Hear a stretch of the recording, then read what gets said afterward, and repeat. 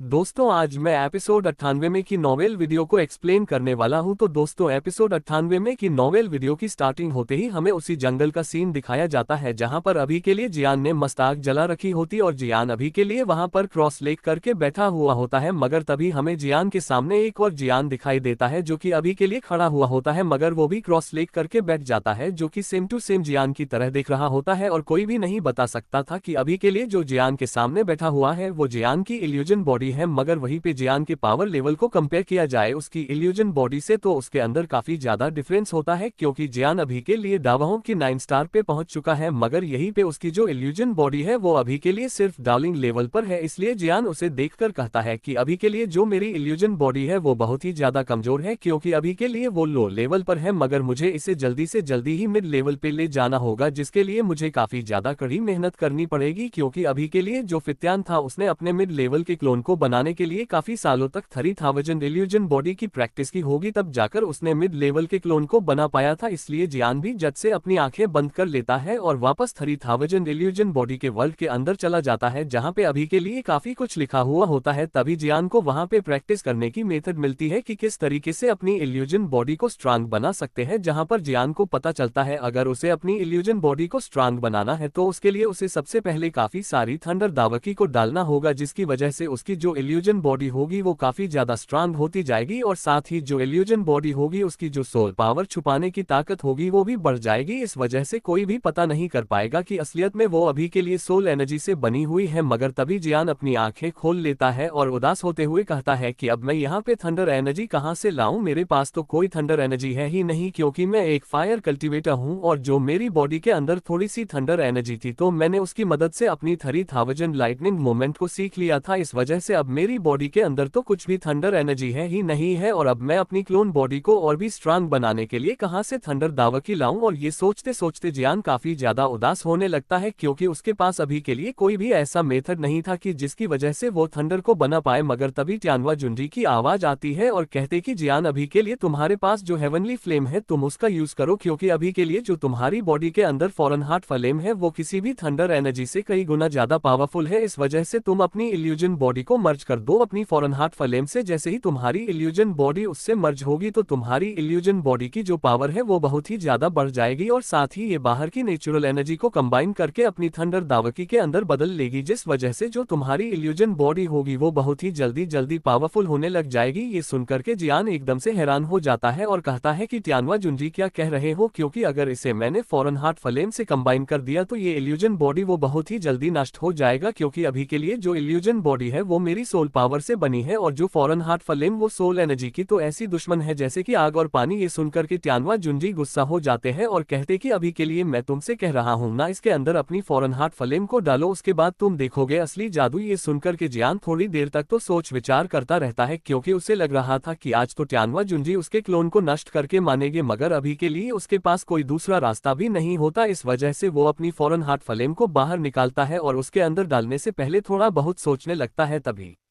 ट्यानवा जुंजी उसे कहते हैं कि तुम बिल्कुल भी चिंता मत करो, बस अपनी फॉरन हार्ट फ्लेम को इसके अंदर डालो, वो भी थोड़ा थोड़ा, उसके बाद जो तुम्हारी इल्यूजन बॉडी वो बहुत ही जल्दी स्ट्रांग हो जाएगी। ये सुनकर के जियान कहता है कि ठीक है और फिर जियान अपनी फॉरन हार्ट फ्लेम को चारों तरफ फैला देता है अपनी इल्यूजन बॉडी के आसपास और साथ ही उसके अंदर थोड़ी मात्रा में अपनी फॉरन हार्ट फ्लेम को भी डाल देता है। ऐसे करते ही जियान की जो इल्यूजन बॉडी होती है वो थोड़ा सा जलने लगती है, मगर जियान फॉरन हार्ट फ्लेम की एनर्जी को और भी ज्यादा कम कर देता है और फिर उसे रिफाइन करता रहता है और ऐसे ही जियान को रिफाइन करते करते काफी ज्यादा लंबा टाइम बीत जाता है। तभी जियान अपनी स्टोरेज रिंग से अपने अर्थ डीमन पपेट को भी बाहर निकाल लेता है अपनी रक्षा के लिए और फिर उसे कंटिन्यू रिफाइन करता रहता है और ऐसी जियान को करते करते 1 से 2 से 4 दिन बीत जाते हैं और यहीं पे इतने दिन तक कंटिन्यू रिफाइन करने की वजह से जो जियान की हालत होती है वो भी काफी खराब होने लगती है, मगर जियान फिर भी नहीं रुकता और कंटिन्यू उससे रिफाइन करता रहता है। और यहीं पे जियान के लिए अपने अवतार को स्ट्रांग बनाने के लिए जो मेथड थे वो उसे काफी ज्यादा स्लो लग रहे होते, मगर ये किसी विंड लाइटनिंग पवेलियन के वॉरियर को दिखा दिया जाए या फिर फित्यान इसे देख ले तो वो भी काफी ज्यादा शौक हो जाए, क्योंकि जियान ने इतने कम टाइम के अंदर ही अपनी इल्यूजन बॉडी को बना लिया और उसको अब स्ट्रांग भी बनाता जा रहा है अपनी फॉरन हार्ट फ्लेम की मदद से। अगर जियान ऐसे ही कल्टीवेशन करता रहा तो वो अपने अवतार को वो कुछ ही टाइम के अंदर ही मिड लेवल तक पहुंचा देगा और ये स्पीड ऑलमोस्ट नामुमकिन है विंड लाइटनिंग पवेलियन के किसी भी वॉरियर के लिए। और ऐसा जियान इसलिए कर पा रहा था क्योंकि जियान के पास थी फॉरन हार्ट फ्लेम और फिर ट्यानवा जुंजी भी अपनी स्पेस स्टोरेज रिंग से बाहर आ जाते और जियान को कल्टीवेशन करते हुए देखकर एक स्माइल करते और वापस स्टोरेज रिंग के अंदर चले जाते हैं। और वहीं पे जो जियान था अभी के लिए काफी ज्यादा कमजोर हो चुका था, मगर वहीं पे जो जियान की इल्यूजन बॉडी थी अब वो थोड़ा थोड़ा मर्ज करने लगी थी फॉरेन हार्ट फ्लेम से। इस वजह से अब उसकी बॉडी के अंदर भी थोड़ी थोड़ी फॉरेन हार्ट फिल्म दौड़ रही थी। और यहीं पे जो जियान होता है इतनी देर तक कंटिन्यू फॉरेन हार्ट फ्लेम को यूज करने की वजह से उसकी जो बॉडी थी अब वो पूरी तरीके से एग्जॉस्ट हो चुकी थी। इस वजह से वो रुक जाता है और कहता है कि अभी के लिए इस इल्यूजन बॉडी को मुझे मिड लेवल तक पहुंचाने के लिए काफी ज्यादा टाइम लग जाएगा, कम से कम मुझे 2 महीने लग जाएंगे। और अभी के लिए जो मेरी हालत है वो काफी खराब हो चुकी है, इस वजह से मैं अभी के लिए इसे और ज्यादा कंटिन्यू नहीं कर सकता हूँ। सच में ये 3000 इल्यूजन बॉडी काफी ज्यादा हार्ड दाव स्किल है और इसे सीखने में मुझे काफी ज्यादा लंबा टाइम भी लगने वाला है। मगर वहीं पे ये बात तियानवा जुंजी सुन लेते और स्टोरेज रिंग से बाहर निकल आते और कहते कि लड़के तू सच में बहुत ही ज्यादा लालची है, क्योंकि भले ही मैं इस दाव स्किल को अच्छे से नहीं जानता हूँ ना ही समझता हूँ, मगर मैं फिर भी अपने एक्सपीरियंस का यूज करूँ तो मैं बता सकता हूँ कि जो फित्यान था उसे इस दाव स्किल को सीखने के लिए कम से कम 10 से 15 साल लगे होंगे। और यहीं पे तुम हो जिसे पता है कि तुम्हारा क्लोन 2 महीने के अंदर मिड लेवल तक पहुंच जाएगा, फिर भी तुम्हें संतुष्टि नहीं है। सच में लड़के तुम बहुत ही ज्यादा लालची हो रहे हो। ये सुनकर के जियान एक स्माइल करता है और अपने अर्थ डीमन पपेट को अपनी स्टोरेज रिंग के अंदर रख लेता और खड़ा हो जाता है और कहता है मुझे अभी के लिए यहाँ से जल्दी निकलना चाहिए, क्योंकि जो हेवली ब्लड माउंटेन पुल है वो बहुत ही जल्दी खुलने वाला है और मुझे वहां पे जल्द से जल्द पहुंचना होगा, क्योंकि अभी के लिए वहां पे बहुत सारे लोग आए होंगे उसके अंदर कल्टीवेशन करने के लिए, मगर वहां पे सिर्फ 10 ही सीटें हैं। इस वजह से वहां पे मुझे जल्द से पहुंचने के बाद उन सीटों में से एक सीट को अपने लिए हत्याना होगा, जिसके बाद ही मैं उस ब्लड माउंटेन पुल के अंदर कल्टीवेशन कर पाऊंगा और फिर उसके बाद मैं बहुत ही जल्दी दावजोग के अंदर पहुंच जाऊंगा। ये कहते जियान वहां से निकल जाता है हेवनली ब्लड माउंटेन पुल की तरफ, जहां पर जियान की अभी के लिए बॉडी काफी ज्यादा एग्जॉस्ट होती है।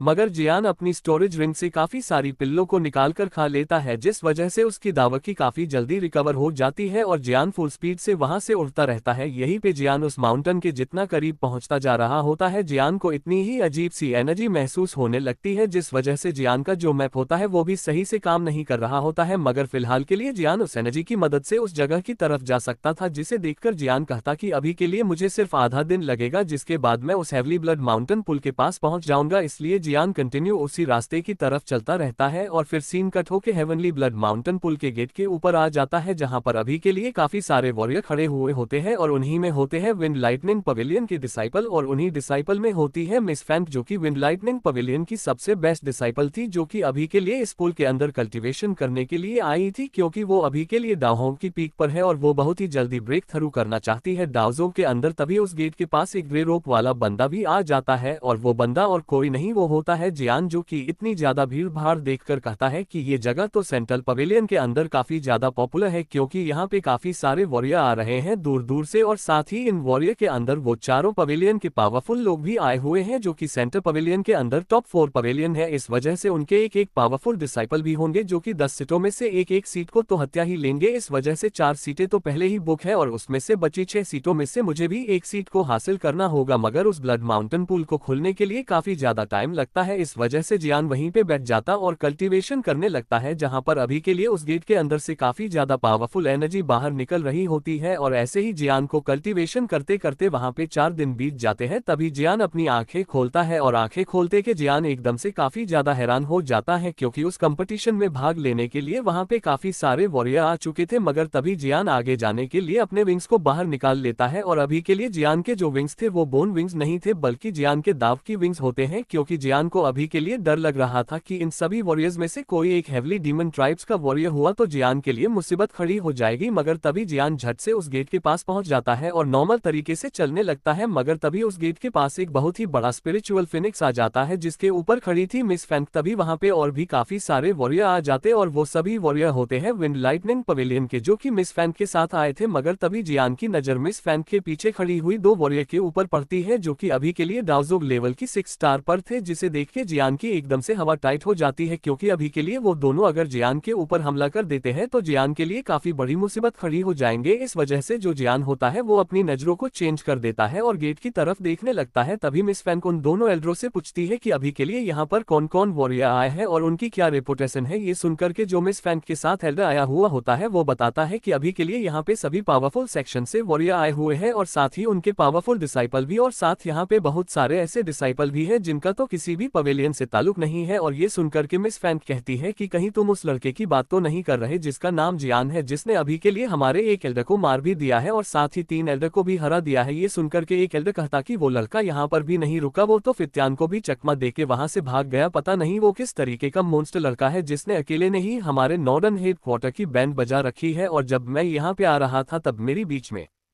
फित्यान से मुलाकात हुई थी, तब उसने मुझसे कहा था कि मैं भी उस लड़के से दूर रहूं। ये सुनकर के मिस फैंग कहती है कि अभी के लिए तुम्हें उस लड़के की वजह से इतनी ज्यादा टेंशन लेने की जरूरत नहीं है, क्योंकि अभी के लिए वो लड़का इतना ज्यादा पावरफुल भी नहीं है। क्योंकि अभी तक उस लड़के ने जितनी बार भी फाइट की है तो किसी की सोल पावर को लेकर फाइट की है, इसलिए अगर उसने अपनी पावर से फाइट की होती तो हमारे विंड लाइटनिंग पवेलियन का कोई भी एल्डर उसे मार देता। इसलिए तुम लोग एकदम शांत रहो, वो तुम्हारा कुछ नहीं बिगाड़ सकता है। ये सुनकर के एक एल्डर कहता कि मिस फैंग भले ही उस लड़के ने किसी की सोल पावर को लेकर फाइट की हो, मगर मैं आपको फिर भी वार्न करना चाहता हूं, वो लड़का बिल्कुल भी नॉर्मल नहीं है। उसकी जो कल्टीवेशन है और उसकी जो फाइटिंग स्किल है वो बहुत ही ज्यादा पावरफुल है। इस वजह से मैं आपको बस एक ही सलाह दूंगा, जितना हो सके उस लड़के से दूर रहना। मगर तभी जो हेवली ब्लड माउंटेन पूल का गेट होता है उसके अंदर काफी ज्यादा हलचल होने लगती है। तभी अचानक से उसमें से एक वेव निकलती है, जिस वजह से जो आसपास में खड़े हुए वॉरियर होते हैं वहां से पीछे खिसके हुए चले जाते हैं। मगर इसी के साथ जो गेट था वो अब खुल चुका होता है, इस वजह सभी वॉरियर उस गेट की तरफ भागने लगते हैं। वहीं पे जो मिस फैंग होती है जब ये देखती है तो वो भी वहां से निकलने लगती है, क्योंकि उसको सबसे पहले एंट्री करनी थी उस गेट के अंदर और वो सबसे आगे होती भी है। मगर मिस फैंग सबसे पहले उस गेट के अंदर घुस पाती है, उससे पहले वहां पर एक ग्रेव रोप वाला बंदा आता है और मिस फैंग से भी आगे निकल जाता है। ये देख करके जो मिस फैंग होती है वो काफी ज्यादा गुस्से में आ जाती है और वो अपनी सक्शन फोर्स की मदद से उस लड़के को रोकने की कोशिश करती है। मगर तभी जो लड़का होता है वो अपनी पावर का यूज करता है, जिस वजह से जो मिस फैंग का सेक्शन फोर्स होता है वो पीछे किसका हुआ चला जाता है। ये देख करके जो मिस फैंग होती है वो गुस्से से बावली हो जाती है। वहीं पे वो लड़का कोई और नहीं वो होता है जियान, जो कि एकदम मस्त स्टाइल मारते हुए उस गेट के अंदर चला जाता है। वहीं पे ये सब देख के जो मिस फैंग के साथ जो एल्डर आए हुए थे वो भी काफी ज्यादा हैरान हो जाते हैं और कहते हैं कि अभी के लिए जो लड़का देखा वो बिल्कुल भी नॉर्मल लड़का नहीं था, उसकी पावर भी काफी ज्यादा थी। अगर उसकी मिस फैंग से फाइट होती है तो उन्हें भी वो काफी कड़ी टक्कर दे सकता है, जो कि हमारी विंड लाइटनिंग पवेलियन की आने वाली फ्यूचर है, जो आगे चल के हेड की पोजीशन को संभालेगी। और फिर मिस फैंग भी उसके अंदर एंटर कर जाती है, जिसके बाद बहुत ही बड़ी माउंटेन रेंज दिखाई जाती है, जो कि जिमा एम्पायर के माउंटेन रेंज से भी काफी बड़ी थी। इस वजह से वहां पे काफी सारे पावरफुल मैजिकल बीस्ट भी थे जो कि काफी ज्यादा खतरनाक थे और जियान को इन्हीं के बीच से होते हुए उस ब्लड पूल की तरफ जाना है। मगर जियान को ये भी नहीं पता था कि अभी के लिए ब्लड पूल का जो रास्ता है वो किस तरफ है, और साथ ही सबसे बड़ी मुसीबत जियान को फिक्स टाइम के अंदर वहां पे पहुंचना होगा, वरना जियान इस कंपटीशन से बाहर हो जाएगा। जहां पे जियान जैसे ही माउंटेन रेंज के अंदर जाता है तभी जियान का सामना होता है काफी सारी फ्लेम वेबसों से, जो कि काफी खतरनाक थी। अगर कोई भी वॉरियर उनसे टकरा जाए तो वो वहीं पे जल के राख हो जाए। मगर जियान उन वेबसों को बहुत ही आसानी से डोज करते हुए आगे निकल जाता है, जहां पे जियान आगे जाने के लिए अपना फुल स्पीड से वहां से भागते हुए आगे जा रहा होता है। मगर तभी अचानक से जियान एक पहाड़ के ऊपर पहुंच जाता है। मगर तभी वहां पर मिस फैंग भी अपीयर हो जाती है, जो कि अभी के लिए जियान की साइड में अपीयर हुई थी। मगर जियान उसकी डायरेक्शन की तरफ नहीं देखता, लेकिन जियान को बहुत ही अच्छे से पता था कि अभी के लिए कौन अपीयर हुआ है। मगर तभी जो मिस फैंग होती है वो अपनी थंडर और विंड की पावर का यूज करती है और उससे एक पाइथन को बनाकर उससे जियान के ऊपर हमला कर देती है, जिस वजह से जो पाइथन होता है वो जियान को चारों तरफ से घेर लेता। मगर जियान तभी नहीं डरता और एकदम स्टाइल में खड़ा हुआ होता है। मगर तभी जियान अपने हाथ को थोड़ा सा मूव करता है, जिस वजह जियान के हाथ में आ जाती है ग्लेस फ्लेम और जियान एक झटके के अंदर ही उस पाइथन को नष्ट कर देता है और फिर अपनी ग्लेस फ्लेम का एक छोटा सा अटैक बनाता है और मिस फैंग के ऊपर कर देता है। जब